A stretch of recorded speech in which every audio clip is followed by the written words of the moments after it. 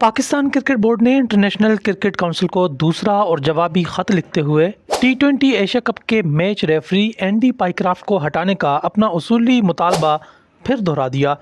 پاکستان اور یو اے ای کے درمیان آج طے شدہ میچ کے انعقاد پر شک و شبہات برقرار ہیں۔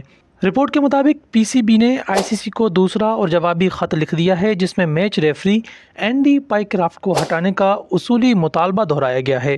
پی سی بی نے خط میں موقف اپنایا ہے کہ آئی سی سی میچ ریفری اینڈی پائیکرافٹ کو تبدیل کرے۔ ذرائع کے مطابق اینڈی پائیکرافٹ نے اسپرٹ آف کرکٹ کو پامال کیا۔ پائیکرافٹ نے دانستہ طور پر بھارتی ٹیم کے خلاف کارروائی نہیں کی۔ ذرائع کے مطابق پی سی بی چاہتا ہے کہ آئی سی سی کوڈ آف کنڈکٹ کے تحت کارروائی عمل میں لائے۔ پی سی بی نے ایک روز قبل بھی آئی سی سی کے نام خط تحریر کیا تھا۔ دوسری جانب پاکستان اور یو اے ای کے درمیان آج ہونے والے میچ پر شکوک و شبہات کے سائے منڈلا رہے ہیں۔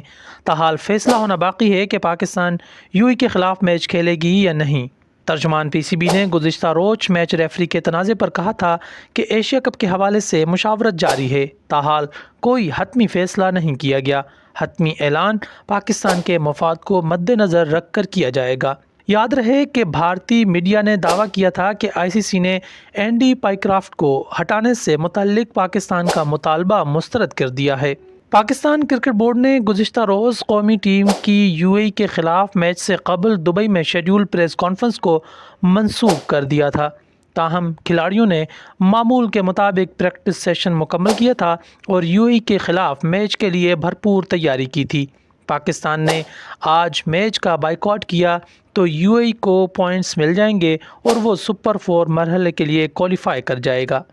پاکستان میچ کھیلا تو جیت کی صورت میں سپر 4 مرحلے میں پہنچ جائے گا، جہاں بھارت سے ایک اور میچ شیڈول ہے۔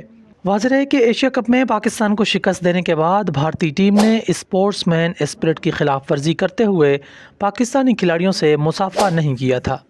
ترجمان پاکستان ٹیم کے مطابق ٹاس کے وقت بھی میچ ریفری نے کپتانوں سے ہاتھ نہ ملانے کی درخواست کی تھی۔ میچ کے بعد بھی دونوں کھلاڑیوں نے ہاتھ نہیں ملائے اور بھارتی کھلاڑی سیدھا اپنے ڈریسنگ روم چلے گئے تھے۔